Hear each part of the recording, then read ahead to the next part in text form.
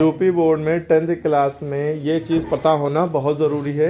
अगर आपको ये चीज़ पता होगा तो इसके ऊपर 100% कोई ना कोई सवाल आएगा, वो आप कर पाएंगे। यहाँ पूछा गया टर्मिनेटिंग नॉन टर्मिनेटिंग होता क्या है, दोनों में फ़र्क क्या है। तो पहले टर्मिनेटिंग माने टर्मिनेट हो जाना यानी एंड हो जाना, ऐसे समझिए। नॉन टर्मिनेटिंग माने ख़त्म ना होना, एंड ना होना, सीधी सी बात, मतलब याद रखिएगा। ठीक, अब इसका क्या मतलब है, नंबर से ताल्लुक़ क्या है, टर्मिनेटिंग डेसिमल किसे कहते हैं या टर्मिनेटिंग नंबर किसे कहते हैं। आप जैसे एक डिवाइड का सवाल ये दिख रहा है, इस अपॉन को कहते हैं हम डिवाइड। क्या कहते हैं, यानी कि हमें डिवाइड करना है। क्या करना है, डिवाइड। किसको किससे करना है, जो नीचे होता है वो बाहर रहता है उससे, किसको करना है, जो ऊपर है वो अंदर है, नीचे अंदर रहता है। ये डिनोमिनेटर होता है, यह न्यूमरेटर होता है। ये डिनोमिनेटर होता है, यह न्यूमरेटर होता है। नीचे वाले नंबर को बाहर लिखते हैं, ऊपर वाले नंबर को अंदर लिखते हैं।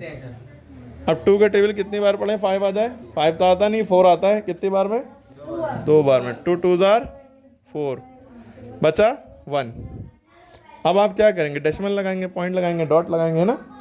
पॉइंट लगाने से क्या होता है, यहाँ 0 बढ़ जाता है। अब 2 5 10। अब देखिए कट गया, यानी कि टर्मिनेट हो गया। इसी को कहते हैं टर्मिनेटिंग। तो यानी 5/2 क्या है, टर्मिनेटिंग है। 2.5 आया ना, ख़त्म हो गया, पॉइंट ख़त्म, ऐसा तो नहीं बढ़ता चला जा रहा है। तो ये टर्मिनेटिंग डेसिमल कहलाएगा। क्या कहलाएगा, जो नहीं कटेगा वो नॉन टर्मिनेटिंग। हाँ, टर्मिनेटिंग डेसिमल। टर्मिनेटिंग से मतलब समझ गए। हम आ जाते हैं नॉन टर्मिनेटिंग पे। नॉन टर्मिनेटिंग मतलब जो एंड ना हो, जो इसका डेसिमल के बाद चलता चला जाए। ठीक है, जैसे हमने लिख दिया 10/3।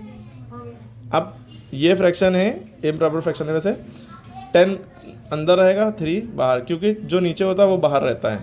हाँ, अगर ऐसे लिखा होता 3/10 तब क्या बाहर रहता, तब 10 बाहर रहता, 3 अंदर रहता। ठीक है, ये ना सोचिएगा जो बड़ा होता है वो अंदर रहता है, छोटा बाहर। नीचे क्या है, जो नीचे है उसको बाहर करो। ठीक है, याद रहेगा, बड़ा हो चाहे छोटा हो। 3 3 9, 0 के नीचे लिखते हैं। ठीक है, 10 में से 9 हो गया, 1 बचा, पॉइंट लगाया, 0 बढ़ाया।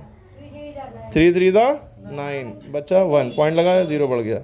3 3 9, क़यामत तक आता ही रहेगा ये। तो ये चीज़ आती रहेगी।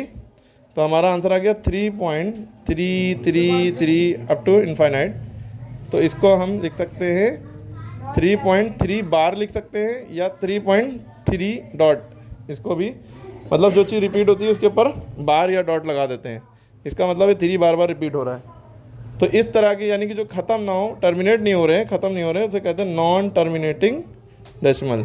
तो टर्मिनेटिंग और नॉन टर्मिनेटिंग में आज फ़र्क पता चल गया होगा।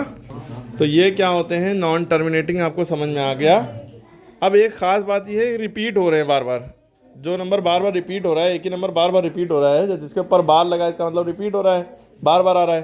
तो उसे हम कहते हैं non terminating plus non recurring, sorry recurring plus recurring. Recurring माने होता है रिपीटिंग।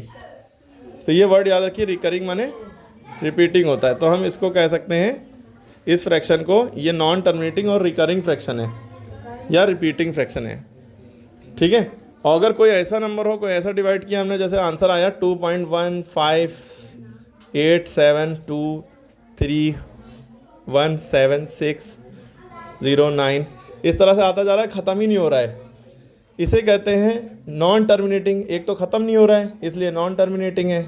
दूसरी बात नॉन रिकरिंग, रिपीट भी नहीं हो रहा है, अलग अलग नंबर आ रहे हैं, नॉन रिकरिंग या नॉन रिपीटिंग।